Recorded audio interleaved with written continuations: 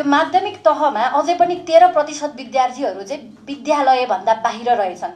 अब हामीले विद्यार्थी भर्ना अभियान सुरु गरेका छौँ। ती विद्यालय बाहिर भएका 13% माध्यमिक तहमा हुनुपर्ने विद्यार्थीलाई चाहिँ कसरी समेट्ने योजना मन्त्रालयले अगाडि सारे। प्राविधिक शिक्षालाई अधिक बढी महत्त्व दिएको पनि देखिन्छ।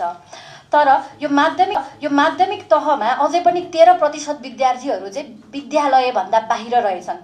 अब हामीले विद्यार्थी भर्ना अभियान सुरु गरेका छौँ। ती विद्यालय बाहिर भएका 13% माध्यमिक तहमा हुनुपर्ने विद्यार्थीलाई चाहिँ कसरी समेट्ने योजना मन्त्रालयले अगाडि सुकुम्बासी बस्तीको विषय जुन छ होल्डिङ सेन्टरहरूमा राखिएको छ हैन। शिक्षा स्वास्थ्य विभिन्न विषयमा व्यवस्थापन सरकारले प्रयास गरि नै रहेको छ, सकारात्मक देखिन्छ।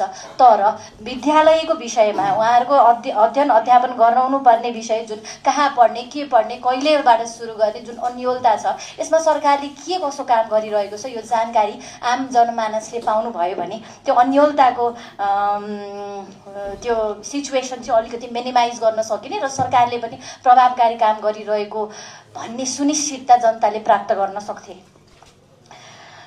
विद्यालय शिक्षा विधेयकको के कसो काम भइरहेको छ। आज प्रेजेन्टेसनमा भएको अधिकांश विषय विद्यालय शिक्षा विधेयक मार्फत नै सम्बोधन हुन सक्ने विषय हो। यो संसदमा एकपटक गइसकेको पनि अब नयाँ सरकार बन्दै गर्दा नयाँ संसदमा हामी संसदीय कार्यकालमा हुँदै गर्दा मन्त्रालयले शिक्षा विधेयक कहिले अगाडि सार्ने तयारी गरिरहेको छ, त्यसमा हामी सबै सघाउन तयार छौँ भन्न चाहन्छौँ।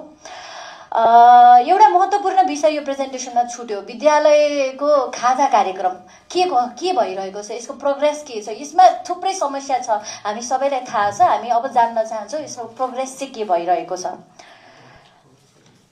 यो त्रिभुवन विश्वविद्यालयले जुन अध्ययन विधा भनेर दिने गरेको छ उच्च शिक्षामा, यो 400 जना जति प्राध्यापकहरूले अध्ययन विधा चाहिँ दुरुपयोग गरिराख्नु भएको भन्ने तथ्याङ्कहरू रहेछ।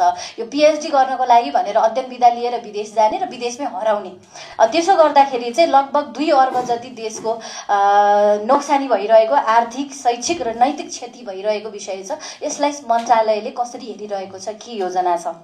लास्टमा यो मैले वैशाख 16 गते एउटा पत्र मार्फतै शिक्षा मन्त्रालयलाई यो आवासीय चिकित्सकहरूको स्टाइपेन्डको विषय निर्वाह भत्ताको बारेमा जानकारी गराएको थिएँ, जहाँ एउटा नेपाल सरकारले निर्णय गरेर नै आवासीय चिकित्सकहरूलाई 8औं तहको चिकित्सक बराबर भनेको मतलब 48,737 रुपियाँ निर्वाह भत्ता स्वरूप दिने भनेको थियो। देशैभरिका मेडिकल कलेजहरूले त्यो पालना गरिरहँदा चितवन मेडिकल कलेजको कम्युनिटी मेडिसिन संकायका 4 जना रेजिडेन्टहरूले अहिलेसम्म पनि त्यो तोकिएको निर्वाह भत्ताको आधा मात्र प्राप्त गर्नु भएको छ। महिनौदेखि यो छ। यसको लागि यो तुरन्तै सम्बोधन गराउनु पर्ने विषय, त्यहाँ श्रम शोषणको, विभेदको, अन्यायको विषयहरू छन्। यसलाई चाहिँ पूर्ण भत्ता प्रदान गर्ने र विगतमा जुन नदिएको भत्ता पनि उहाँहरूलाई कम्पेन्सेसन हुने गरिकन गरियोस् भनेर म राख्न चाहन्छु। हस्, धन्यवाद।